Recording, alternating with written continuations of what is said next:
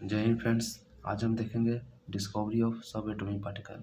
पिछले वीडियो में हम लोगों ने डाल्टन एटॉमिक थ्योरी के बारे में पढ़ा था, जिसमें बताया गया एटम के बारे में। एटम में बताया गया एटम में सबसे स्मॉलेस्ट पार्टिकल है कोई भी सब्सटेंस का जो कि केमिकल रिएक्शन में पार्ट करता है। नहीं क्रिएट कर सकते हैं, नहीं डिस्ट्रॉय कर सकते हैं।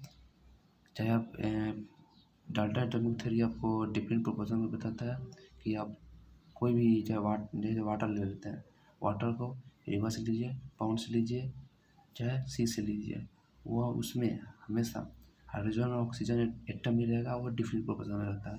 1:8 प्रोपोर्शन बनेगा बाई मास। अब धीरे धीरे अब एटम के अंदर खोज होगा। पहले तो पता चला कि स्मॉल पार्टिकल एटम है। अब धीरे धीरे डाल्टन एटॉमिक थ्योरी फेल होता हुआ दिखाई देगा। अब एटम के अंदर भी खोज होना शुरू हो गया कि एटम के अंदर भी कुछ होता है। आज वही पढ़ेंगे डिस्कवरी ऑफ सब एटॉमिक पार्टिकल। सबसे पहले डिस्कवरी ऑफ इलेक्ट्रॉन के बारे में पढ़ेंगे।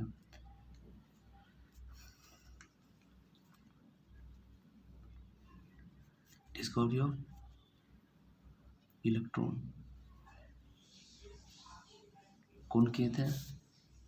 Discovery of electron J Thomson किए थे।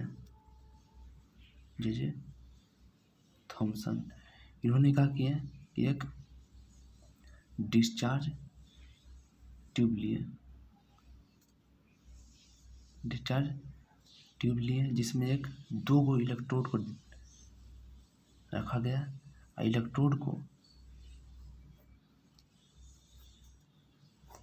ज्वाइन किया गया।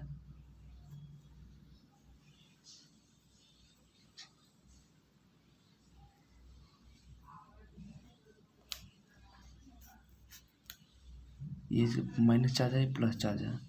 यहाँ पे जो पोटेंशियल डिफरेंस लिया गया था बहुत ज़्यादा लिया गया था, 10,000 किलो वोल्ट से 20,000 किलो वोल्ट के बीच में। और जो प्रेशर रखा गया था 10⁻⁴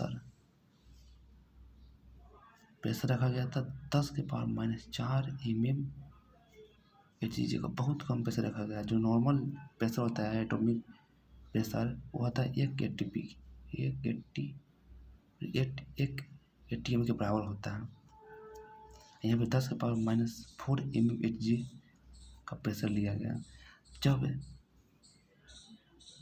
पोटेंशियल डिफरेंस 10,000 किलो वोल्ट से 20,000 किलो वोल्ट के बीच में रखा गया, तब क्या हुआ? तब जो यहाँ पर ये कैथोड है, यह एनोड है।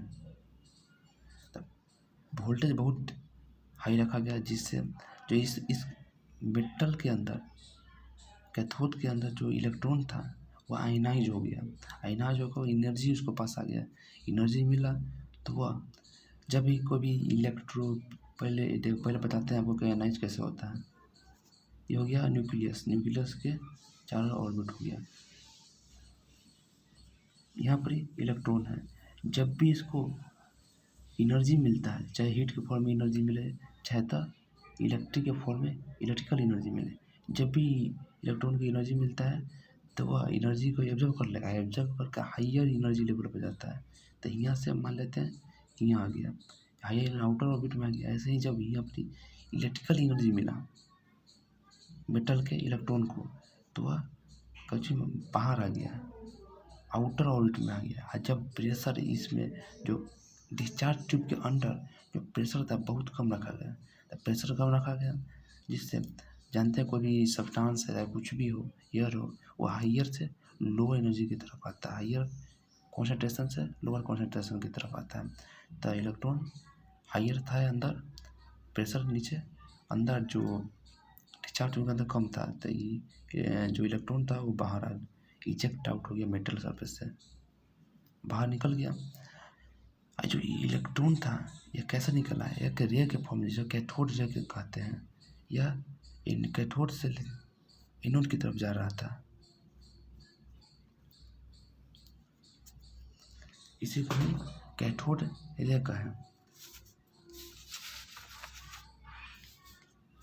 अब कैथोड रे का कुछ प्रॉपर्टी होता है। प्रॉपर्टी ऑफ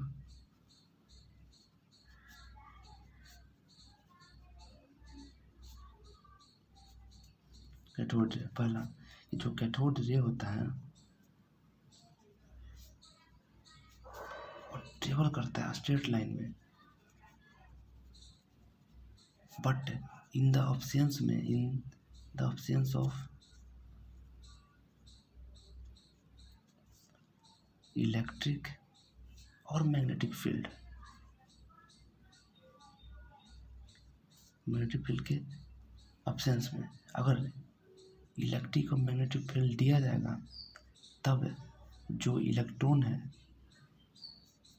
कहता है कि इन द प्रेजेंस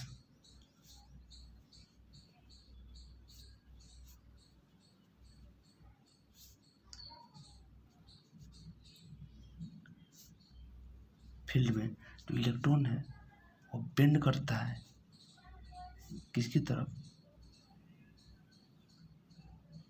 आपको जो पॉजिटिवली चार्ज है उसकी तरफ बेंड करता है, यानी कि अब एनोड की तरफ बेंड करेगा, मतलब ये एनोड है, एक कैथोड है, तो यह किसकी तरफ बेंड कर रहा था, देखा गया कि एनोड की तरफ बेंड एनोड की तरफ बेंड कर रहा था। इस चलते इसे कैथोड रे को कहा गया कि कैथोड रे के पास निगेटिवली चार्ज होता है।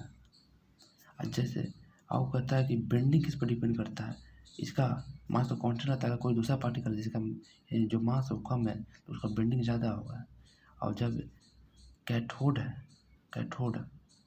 एनोड है, कैथोड जब इलेक्ट्रिक फील्ड मैग्नेटिक फील्ड का जो स्ट्रेंथ बढ़ाएंगे तब पर भी जो डिफ्लेक्शन होगा वो ज़्यादा, बेंडिंग ज़्यादा हो जाएगा, इस पर डिपेंड करता है।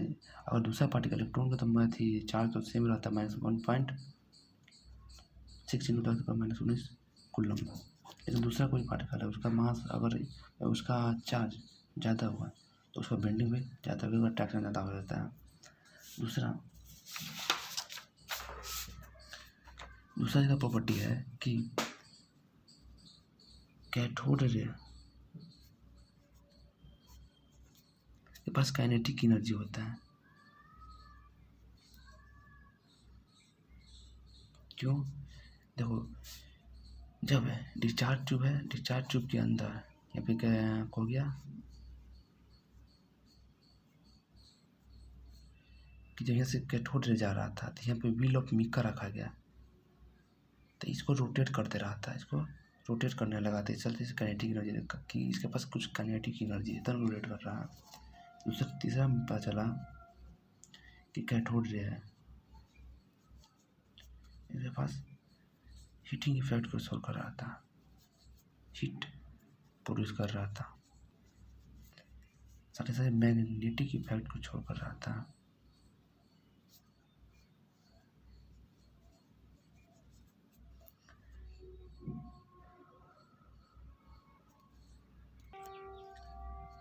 इसमें सबसे महत्वपूर्ण एक क्वेश्चन आता है कि E/m रेशियो, यानी कि चार्ज को डिनोट करता है, चार्ज ऑफ इलेक्ट्रॉन, ये हो गया मास ऑफ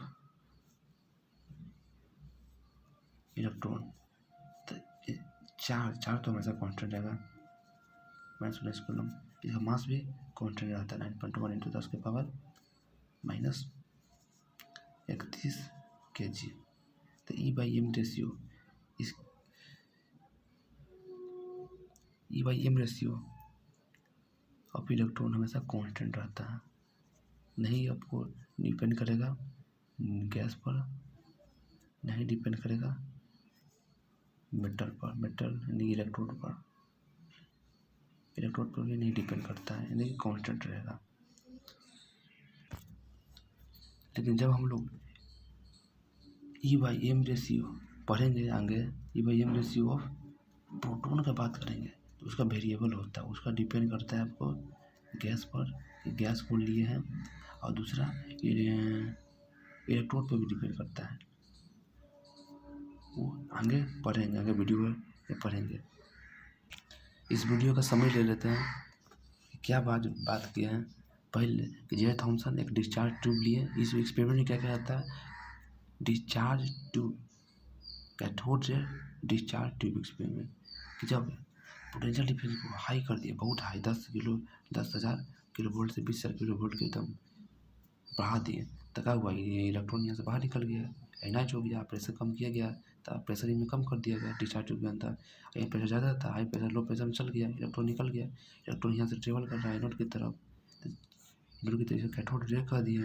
और इसकी प्रॉपर्टी क्या है, कैथोड रे है, स्ट्रेट लाइन में ट्रेवल किया है, लेकिन in the absence of electric और मैग्नेटिक फील्ड के एब्सेंस में, प्रेजेंस में तो ये बेंड हो जाता है। जैसे ये इलेक्ट्रॉन है, नेगेटिव चार्ज होता है, इसे कैसे पता चला नेगेटिव चार्ज है, क्योंकि जब इलेक्ट्रिक मैग्नेटिक फील्ड के अंदर देखा गया तो बेंड हो रहा था किसकी तरफ, ये पॉजिटिव चार्ज की तरफ बेंड हो रहा था, इस चलते इसके पास नेगेटिवली चार्ज है। दूसरा cathode ray, wheel of Mika का रखा गया, व्हील ऑफ मीका को रखा गया था, इसको रोटेट कर देता है, इसका काइनेटिक एनर्जी है। कैथोड रे हीटिंग इफेक्ट देखा गया कि डिस्चार्ज हिट हो गया, हीटिंग इफेक्ट शो कर रहा है, मैग्नेटिक इफेक्ट शो कर रहा था। देखो E/M रेशियो इसका कांस्टेंट होता है, नहीं गैस पर डिपेंड करता है, नहीं कि इलेक्ट्रॉन पर डिपेंड करता है, क्योंकि ये कोई चार्ज सेम रहेगा, मास उसका सेम रहता है, लेकिन प्रोटॉन का गैस में वेरिएबल हो जाता है, क्योंकि अगर उसमें हाइड्रोजन गैस लेंगे उसका मास अलग होता है, और सोडियम ले लिए चाहे तो क्लोरीन गैस ले लिए उसका मास अलग होगा, तो मास उसका वेरिएबल रहता है, चलते आपको अथी भी वेरिएबल रहता है, E/M रेशियो भी वेरिएबल रहता है। अब एक चार्ज कैसे पता चलता है, चार्ज को वाइल्ड डिफरेंस चार्ज है ना, वो मिलिकन ने खोज किए थे, मिलिकन वाइल्ड ड्रॉप एक्सपेरिमेंट से बताए थे, वाइल्ड ड्रॉप एक्सपेरिमेंट से बताया था कि इसका चार्ज कितना है, 1.6 इंटू 10⁻⁻19 कूलम्ब है। वो भी हम आगे वीडियो में बताएंगे। Thank you.